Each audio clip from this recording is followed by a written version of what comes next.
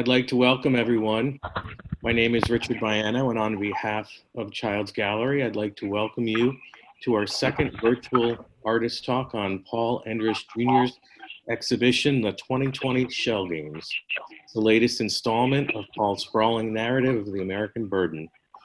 This is a story of a post-apocalyptic and dystopian world in which history is lost and its new history is recreated through Paul's paintings, himself a riff on historical narrative art.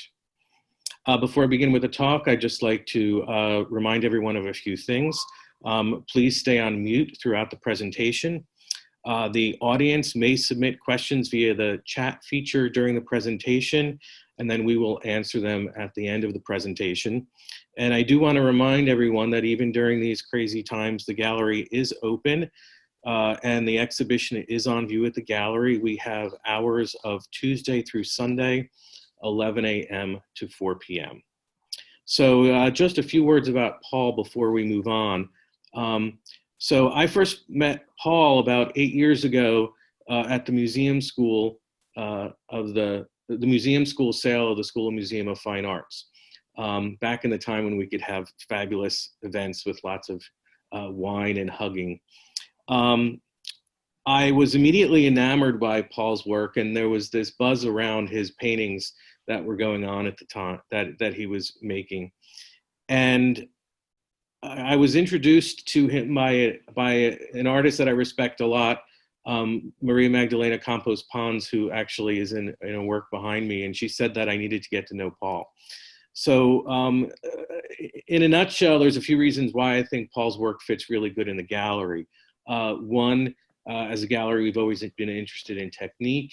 Two, we're always interested in narrative painting. And three, very much interested in historical references, particularly as we're an historical gallery with lots of historical art. So the contextual relationship works.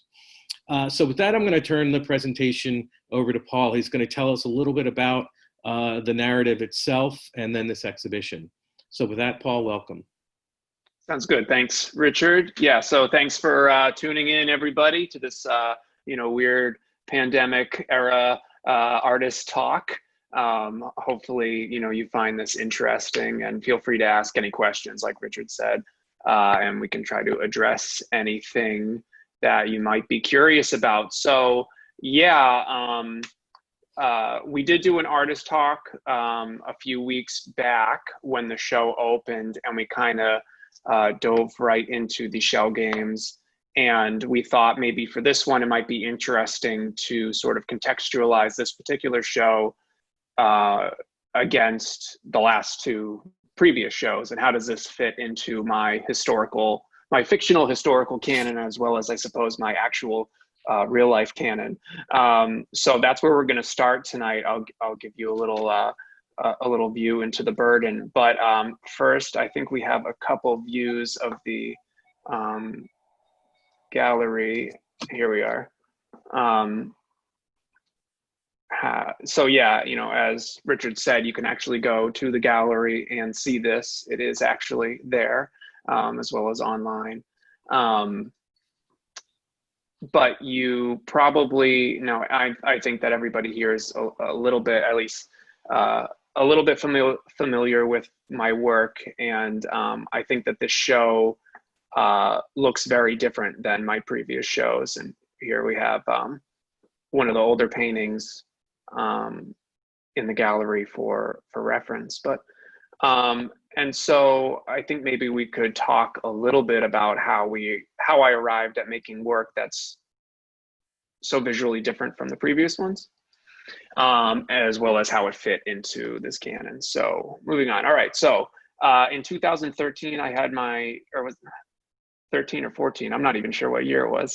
Here's the guy. Here's the guy who's interested in history, and I'm not good at dates. But so the first show at the gallery was called Theater of War, and this took place in New Boston after the Burden. So all of my work for the last 10 years has been about the heroes and villains of the American burden. The burden is the moment at which history materializes physically and collapses. So it's sort of like a totally absurd and unseen historical catastrophe, worldwide catastrophe that I could sort of base all of my stories on. Doing this sort of gave me like a forever content forever. How do I say that? I always have something to paint about because there's always more people to tell stories about. And I think I really like telling stories in my artwork. So the thing about the burden originally was that we would never really see any elements of the burden. It was sort of like, it was sort of inspired by Night of the Living Dead, honestly, the original, and how for most of that movie, there's all these characters stuck within the house, and then these zombies are trying to get in, and it's sort of this like off-screen danger that never really gets into the frame of the paintings. But as you know, the work goes on and on, you know, the burden sort of gets into the paintings more and more. So, but the important thing I think for this show in particular, and the burden's effects on the people, is that everybody has this collective amnesia. They call it post burden retrograde historical amnesia in this fictional universe. And so nobody has any sense of the past or experiences. And so basically they are all children. So the story for the first show here is, it's essentially the story of the American Revolution. A tyrant king controls the city, and people band together to overthrow him. That is the story in a nutshell. And it's sort of like this romantic sci-fi view of this post-apocalyptic world. You can see Tyrant King Ocampo here on the billboard in the back, and they've written cephalophore on it. So a lot of what I was interested in was these sort of historical narratives and how you know, the fictional nature of history painting, and really having fun with that and playing with it, as well as obviously accentuating local Boston landmarks and people that I admired, a lot of artists from the SMFA, and family members, and so on. So another view of Boston during Ocampo's reign, the Tyrant King Ocampo. This was the first commission I did. You know, I've done, I'm not sure what the number is. Speaking of numbers again, I don't know. I've done several commissions in the world of the burden, and and the one for the gallery was the first one. So, and yeah, I don't know where the thing is. So that was me. That's okay. And the show, you know, I've been thinking about how the Shell Games, my current show, fits into these past two shows. And I think the thing about these past stories is that they have conclusions, whereas my current show has no conclusion. So we'll get to that. So here's the big final battle of my first show. Moving on, let's see here. Oh, okay. So this is C.W. Boyle. He is the historian of my of the world of the burden, at least in the Northeast, in New Boston, and I think the work has become more and more about self-portraiture than I originally intended it. And I think as an artist, you know, I'm sort of inclined to use myself because you know, it is a burden to ask other people to be like, hey, will you be in this? Will you be in this? And pose like this. So, you know, artists, I think, traditionally have always used themselves as like this ready-made model. So this is C.W. Boyle, and he is a bamboozler. He's not a good dude. He sort of always has an aim. and including when he's writing about these historical events. So the thing about him is that he's very envious of PJ Endres, the painter. And so the two of them sort of go head to head all the time. And eventually, C.W. Boyle gets his head chopped off, and he keeps going, and he becomes a sort of mastermind behind the scenes. So I think the relationship between artist, historian, and manipulator, I really like to play with those sort of three parts of this triangle, this web, and how they all feed off of each other, and they're all sort of opposites, and they're all sort of the same. So moving on, my second show, The Lost Boys, was basically, what happens when what happens in Boston when there is no leadership. So if the first show was essentially the American Revolution, this show would be more like the Civil War. A bunch of sugar-crazed children, again, with no previous experiences or memories to unite them, run amok in the city, convinced that they'll live forever. It obviously has negative side effects, and the city, that sort of goes down in flames. They make alliances with local superpowered people, and eventually it all comes crumbling down because so this guy over here, oh, do I have a laser pointer? Let's see. Here he is, that jerk. So another one of my characters, he sort of convinces everybody, follow me and you'll live forever. And everybody believes him until this guy down here sprouts a single gray hair, an indication that mortality is very much still a thing. And so it all comes down around them. So this was The Lost Boys. Definitely a sort of extension of the first show, again, in that I wanted to tell a particular story that had a beginning, middle, and end. And that was it. Obviously, there are gaps in between the paintings. The paintings sort of operate as large comic book panels, and those spaces in between the panels actually are where a lot of that interpretation comes from, or is allowed, which is very important to me. So in the wake of The Lost Boys, both of those shows, everything is sort of, all the characters and the heroes and villains are sort of scattered to the winds. And the people of Boston are left to their own devices. So this is another commission I made in 2019. And I made this one and Richard's here, which I'm going to zip through just so you see it here. So in 2019, I did these four 4-foot paintings. Obviously, they're two separate pieces, but and I made, here's a number I do have, 143 portraits in 2019. And I love painting portraits. It's my bread and butter. I love putting people into these situations.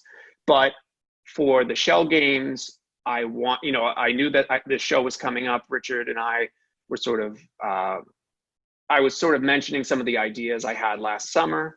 And I was thinking, I want to take this show in a different direction while remaining in the burden, right? My own historical canon. And that's something that really interests me. But for this show, I wanted to sort of deviate from that and see how far could I get away from the canon, but still be in the canon. Boy, this sounds pretty nerdy. But anyways, so for the new show, I wanted to come up with a set of rules that I had to make work on. And I'm the kind of guy that I love working in series, and I really like working with limitations, because I find through those limitations, I'm able to sort of challenge myself creatively. So for the shell games, I wanted to do, the first big rule was no portraits. Obviously, there are some faces that sneak in, and I think that that's more, those situations are like characters are wearing helmets or headgear or and the like, but no one's actually sitting for a portrait or a photo that I would base a painting on, like my previous shows. Some other rules that I included was working small, even down to when we get to the VHS ones, they're 2-inch by 3-inch paintings. I wanted to not use any flags, no brightly colored smoke, no weapons of war, no physical spaces filled with ruins. And yeah, again, no large paintings. So those were the sort of rules that I set out. And again, as a way of sort of challenging myself. But again, because I'm a historical nerd and I really wanted this story, I'm like, well, how am I going to do this? I painted myself into a corner, so to speak. And I was kind of like, well, if only I had a character that had his head chopped off at one point. And so I was like, oh, right, I do. So here's C.W. Boyle. Once his name was Arthur Daedalus, then he was C.W. Boyle, then he assumed the role of P.J. Endres, and now he is Hadrian the Headless. So this same character of mine sort of going through all these different phases, and for each show, he's sort of a different character. This was a painting I did in 2017 for the museum school show at the gallery. But I knew I wanted to work more with this guy. He's sort of a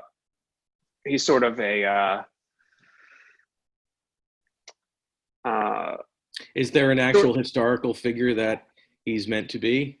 Oh, sure. I mean, there's so many to choose from. But basically, he is any dictator that acts like a big child. So, yeah. All right. Let's see. So Hadrian is in control of Boston, and this is the story of the Shell Games, right?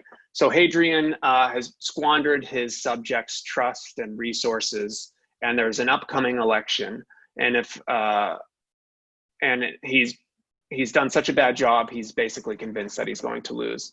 So he devises this plan of the Shell Games, this massive sort of Olympic-styled sports competition to distract the city of Boston from his upcoming election or the calls for revolution.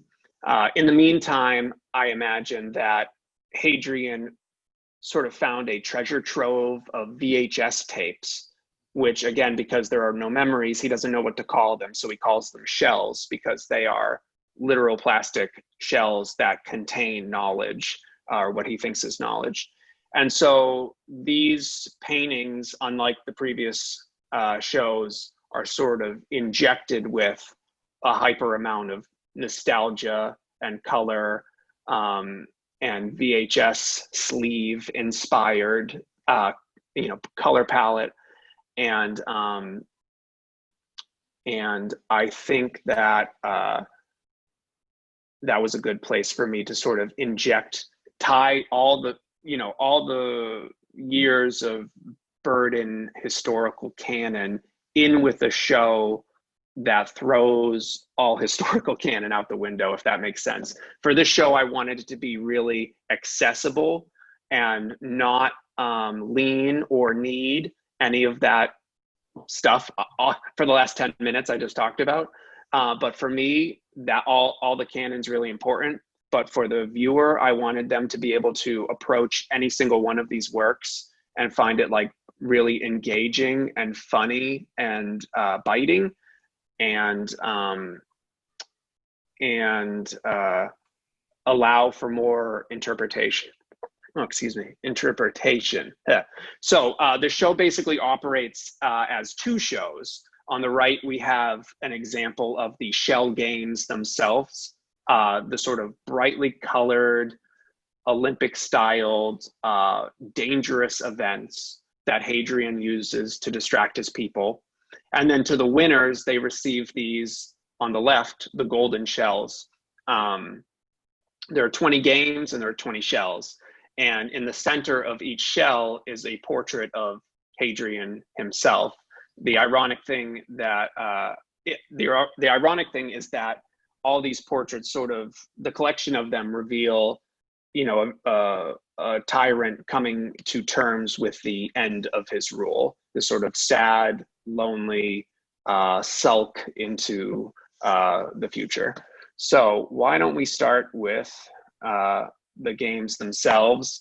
I started painting these in January. Obviously, it was a very different world then, and I wanted to focus on the sort of absurd. At this time, I think the images were highlighting the absurdity more than the later images do. I really like working with absurdity and binaries, and I wanted to represent that visually. So here, obviously, we have, it's sort of like a movable force and unstoppable object, right? And then throwing in these sort of hallmarks of nostalgia, a lightsaber. I finally got to paint a lightsaber, which again, I'm super excited about.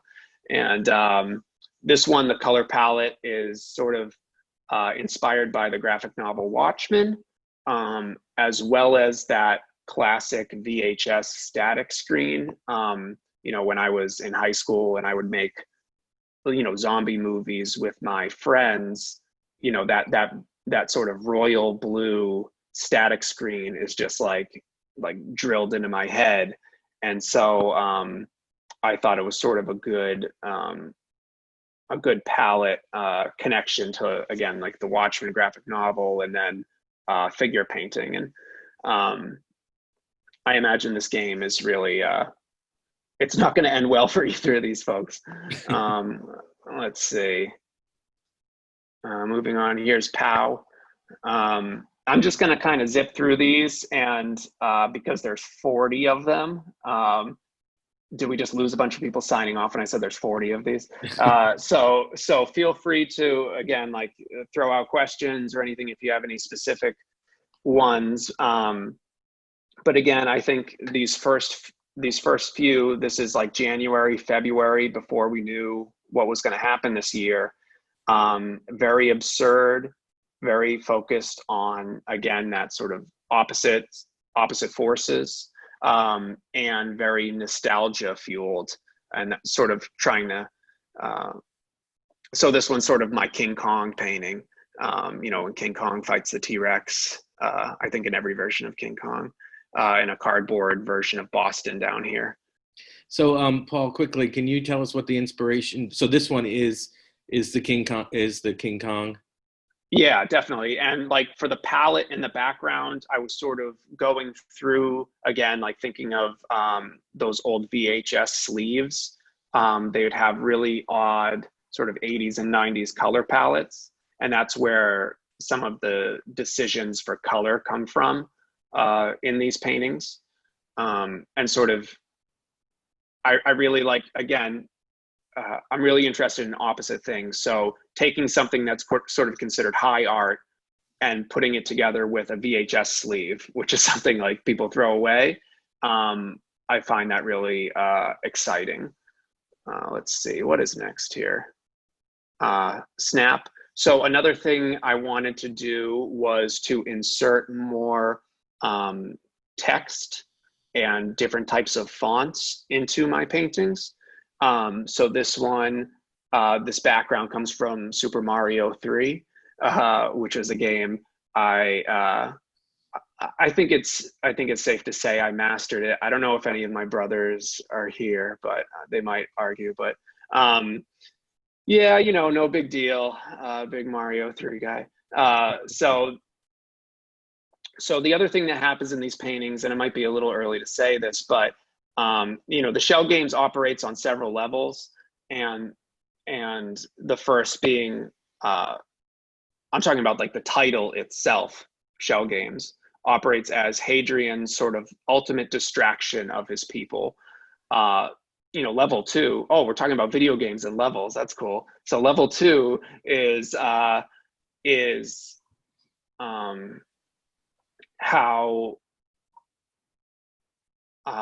my own biographical information and the life, living at home with my family in quarantine and all the time, obviously, sort of injects itself into these images. So this is me and my daughter Piper posing for this, as well as these two faceless participants in the shell games. They can be both things at the same time. And I really like that aspect about the work. Let's see. I Ain't Afraid of No Joust. I keep making paintings about jousts. This one, that sort of checkered gray background will be familiar to anyone who's worked with Photoshop before. And it's something that I will probably continue to play with. And you can see, no one has faces in these paintings again. I like the idea that in this particular one, even the animals don't have their faces. But again, opposite forces moving against each other.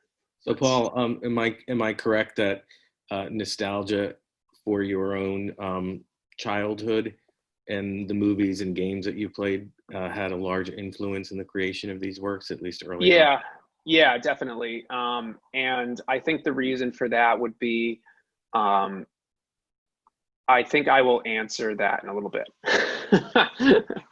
But yes, you are correct. The final rows, I think this painting's really funny. Here we have like the participants of like the Bachelorette in front of the blast radius for the Western Caldera. And I think that's just really funny. And this is obviously like coming out of being quarantined and watching like terrible reality television and not knowing what to make art about. But I really wanted to make these paintings funnier than previous shows, because I think, again, I wanted them to be funny so that they are biting, if that makes sense. One thing that went out in some of the text about the show was that idea that there's nothing more serious than a good joke. And that's something that I think is at play with a lot of the paintings. Let's see here. She Loves Me, She Loves Me Not. We have Mad Max bumper car and Jurassic Park down here. And I imagine this just crazy game in which people were trying to pull the petals off of each other's masks or heads. And then they would have nothing by the end. Put a cork in it. Another element that I was playing with here is sort of like the digitization of some elements. So, and how they resemble things. So that sort of giant black triangle upside down, thinking of like the Jaws fin cutting through the water, and then sort of inverting it and making it pixelated, disguising it, playing with those images and colors and symbols, but sort of remixing them into new ways. I found an old photo of Steven Spielberg sitting in the shark's mouth from Jaws, the animatronic shark. And so this is what that painting was sort of inspired by. Though as a kid, I remember hearing these stories about how they housed the animatronic shark in the harbor down the street from my house. And supposedly, I think there's a shot of like the harbor in the movie. I'm not sure if that's true or not, but it's something I always thought about. So I suspected that's sort of where that's coming from. So again, as I did with all the commissions in my previous, pieces, mixing biographical information, in this case about me, in with these sort of sweeping, huge historical narratives. Let's see. Painting nails, Boba Fett. And so Boba Fett and the Rocketeer are both designed by the same guy, Joe Johnston. And so I thought it would be kind of funny if these two like super cool dudes were painting each other's nails. I'm going to keep moving so we get to everything. Race. So, all those paintings were sort of, I think, more absurdist. Then the paintings, I think there's a section of this show that is getting, that's a little more politically charged, though not necessarily intentionally with some of them. This was one of the first images I created for the show, and the idea was basically a bunch of problematic white male role models of mine, and sort of putting them into the Boston Marathon. Down the bottom, you can see some of that VHS static that's going on, as well as the color palette in the background. And then in the light of, the Black Lives Matter movement, this sort of became something different and sort of highlighting a little bit of that problematic culture. So, and its pairing, again, its pairing was this one, Wolfpack, after Virginia Woolf there in the middle. And I wanted, so these were, if the other one was problematic white male role models, these were like fictional women characters that I looked up to.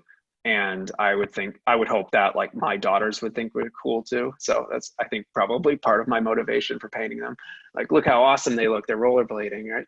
And get that to them early on. So we have Princess Leia and Marvel Girl, Lisa Simpson, so on. Let's see. Not all of them fictional, obviously. We have Frida here in the middle, but Art Vault, another one sort of in that similar vein.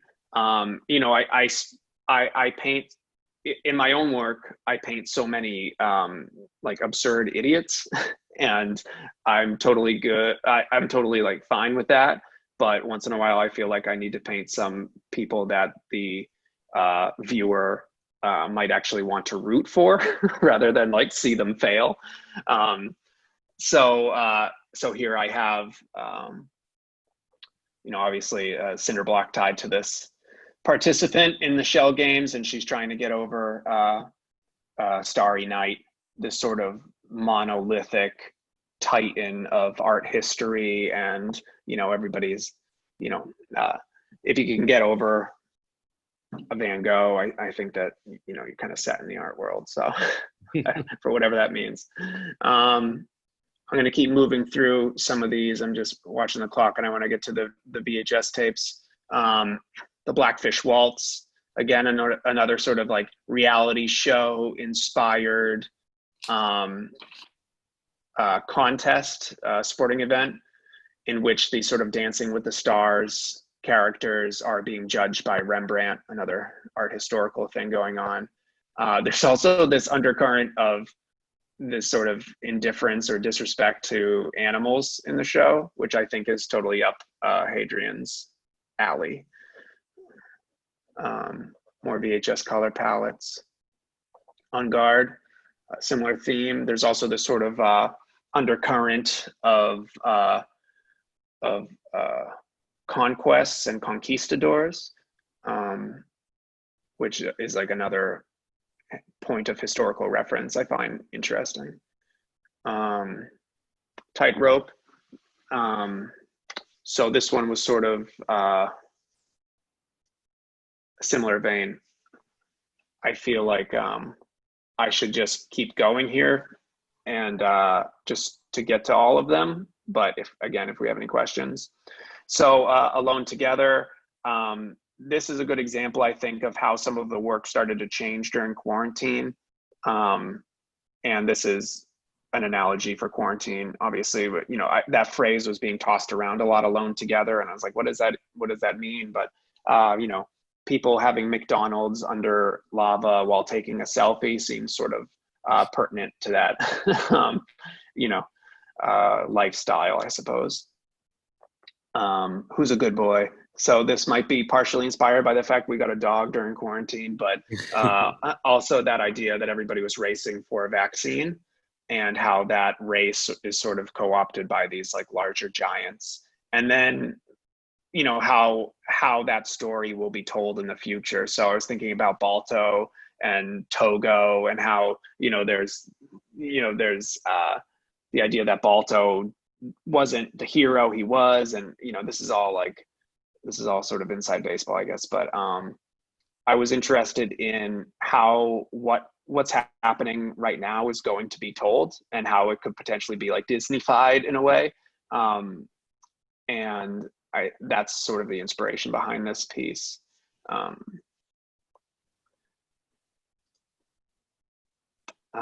So Space Whiff, I imagine that they let Hadrian the Headless here participate in one of the games himself, and he like whiffs it, and he's unable to actually even connect.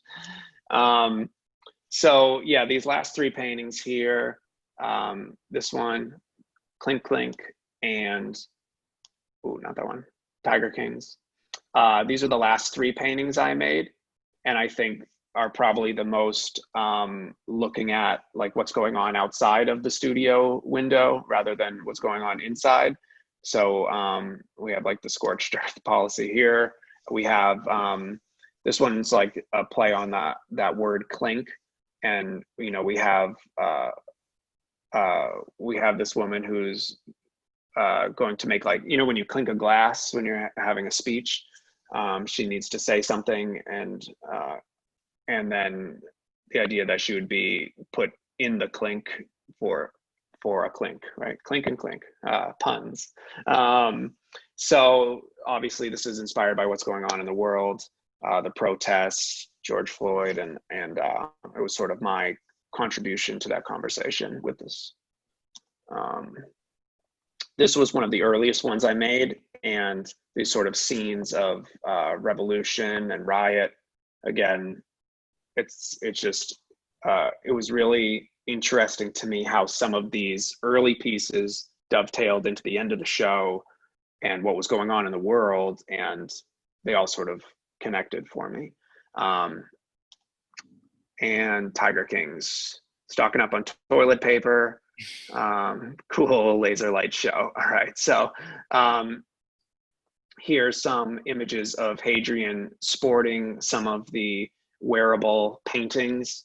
This is definitely a new foray for me to make. I've always been really interested in relics, but to have a painting that's actually something that somebody could wear I thought was really funny. And again, that combination of high art and low art. So for the 20 games, there are these 20 awards, these trophies. As I said before, they all feature an image of Hadrian himself. And the collection of them sort of paint a funny but also sort of sad portrait of this character. So these first ones, here he is hitting the links. So they are actual oil on paper, oil paint on paper that is then mounted onto this spray painted gold VHS with ribbon. So it's an item. It's the tape itself is not the painting. It's right here in the middle. And I think sort of the inspiration for these, or the influence for this kind of work, is definitely, in my mind, Philip Guston, who is an artist and painter who started putting himself in the Klan hood. He started painting himself that way as an indictment of like the whole culture and himself, and a way of including himself in these issues. And even, he was indicting racism and the KKK and all this stuff, but also not exempting himself from that conversation. He's not saying like, I'm the artist and I'm out of it. And so I am the model for all of these Hadrian paintings. And I think that's sort of an important aspect of the work, because again, I'm implicating myself in what's going on. I'm not above it. So these are sort of Hadrian living out these flights of fancy. He's dunking with the aid of a ladder. He's golfing. He's pretending to be in Mad Max, I guess, here. And they're all supposed to be they're all supposed to be funny and also like a little pathetic. Um, that sort of bittersweet mix. Daredevil. Um, Here he is playing with Star Wars toys. There is no biographical information about this, though. Just kidding. It's like totally me every day. Um, so, yeah. So again, I think that these sort of complete the third level of the shell game. So if the first is the level one shell games, is that they're this big distraction for Hadrian, and they're Hadrian's shell games, and then level two is how they interact with me, and this work is about me and my family and my daughters living in quarantine in 2020. And I think the third one is the whole collection of work is sort of fiction and art as a shell game itself, and how, especially now, going through this like worldwide pandemic, how we all need and use art and fiction as this sort of escape and coping mechanism to sort of process what's going on. So I think that will be, that's sort of like the big unsaid thing about this work, but it also, I think the work screams it. So yeah, I think that might be a good place, Richard, to leave it. Yeah, Happy to answer questions. But. Yeah, I would just say that if anyone has a question to ask Paul, feel free to either unmute yourself and ask or send it through the chat feature. But Paul, that was very interesting because I don't think I've heard you express the last part of your synopsis of the show as succinctly as that. Oh, good.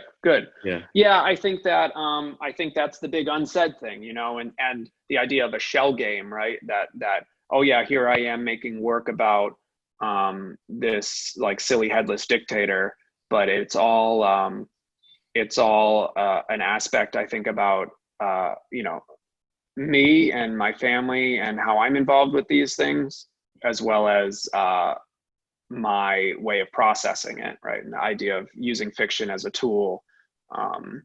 So the other thing I wanted to mention again was like, because this talk I think was a little bit about like the burden canon and how does this show fit in with canon. Like if the first two shows was like essentially the American Revolution and the Civil War, these sort of stories that had endings and conclusions, this one is way more scattershot, like we are living in it right now. It's the present moment. This show is way more modern, and I think for that reason it's more scary and more difficult to make for me as an artist who likes to tell stories that have endings. You know, my favorite movies are often the ending of things, like Return of the Jedi is my favorite Star Wars movie, because I like endings. And to make a show that has no ending is pretty scary. So I think the best thing for me is to make light of that and make a lot of jokes and make it really funny and make a color palette that's hopeful, because that's how I'm sort of getting through it. So two questions related to that. So, or maybe the first is just a comment. I think that this show has turned out very different than it would have when we first started talking about it, when we thought it was just going to be a lighter take on the election. So I definitely think that's the case. So if this has no end, what do you see as the next installment of the story? Well, the nice thing about The Burden and all of its stories is that they're years apart. So I could actually go back in time and paint something if I wanted to, if that makes sense, or jump way forward. I can move laterally, I guess is what I'm saying. And I think that's probably where I'll go, because maybe it's about a different area, or maybe it's about a different topic and different people completely, because that idea of, I always try to stay away from that idea of progress as an idea of as a literal line forward, because that can sort of be problematic, that like anything going sideways or backwards might not be the best direction. But I think if I kind of sidestep and make work about something else in this overall like umbrella of the burden, might be the best move for me creatively. So I don't know what it's going to look like, but it could be in a different medium, or it could be, I don't know.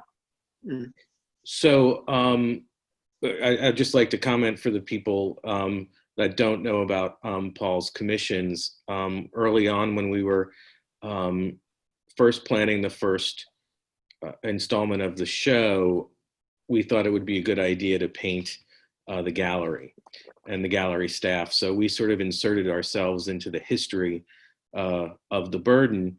And from that came this idea that Paul would actually commission people. Well, people would commission Paul to paint themselves as characters within the burden. And I think what you've done very interestingly is you've sort of created burden stories around the stories of the people that are in the burden in your paintings. And so in a way, it allows for the story to grow in a way that also relies on other people's biographies.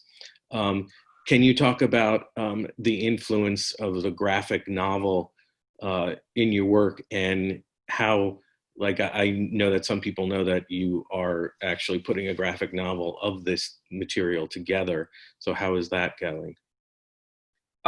Good. Yeah. I mean, I'd sort of written out the sort of huge tome of like, these are all the things that happens. Here are all the characters. Here's how all the commissions fit into everything. Here's everything, right? The timeline. And I wrote and illustrated about half of it, and then decided it wasn't really good enough. So I sort of started at square one again, and I'm currently rewriting and redrawing everything to be of a higher quality, So I mean, I think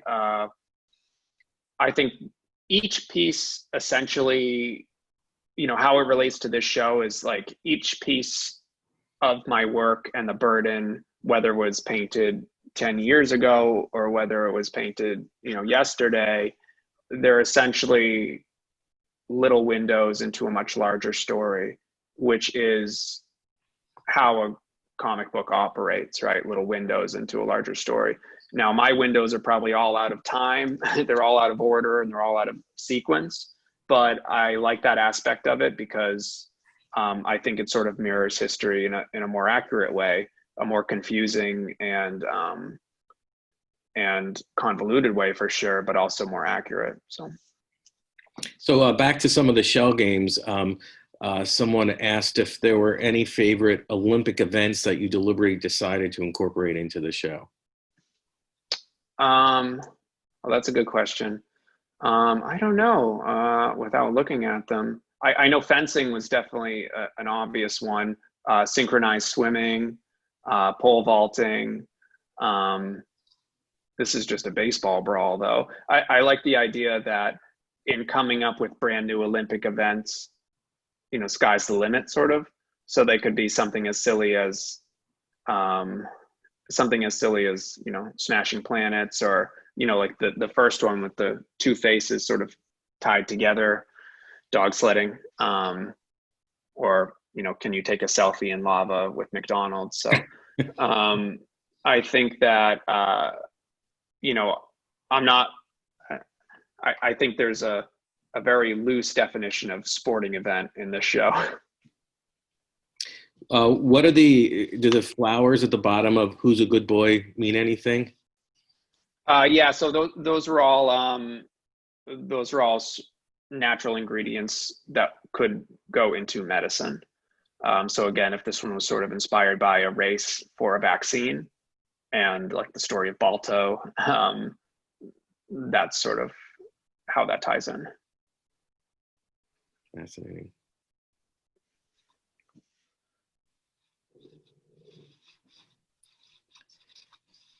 So, can you talk about the two paintings behind you real quick? Yeah, these were a couple little ones from Lost Boys, a couple little donut hero paintings. Um, these sort of larger than life characters obsessed with donuts and sugar and, you know. So you'd once mentioned to me that your goal in life was to paint every single person that you've met. Yeah, Are, yeah. are you getting close to that? Well, I'm not any further away for sure, but you know, it's I like an impossible task. It's something that I know can never be accomplished, but I think you know, that's So just another limitation, you know, for me to base work off of. So yeah, I'll paint anybody. one of the things that Paul is very good at, which people don't realize until they've had a commission done, is animal portraits. And I have yet to see a portrait of Birdie. So, will Birdie make it into the burden? Birdie is Eventually, yeah, yeah. I got to paint my kids first, though. well, So they are. Some of them are painted, right? yes, yeah. I'm hoping to do a family portrait, and it'll be interesting to sort of narrow down where and when that takes place in the timeline. Um, but but I'm looking forward to that.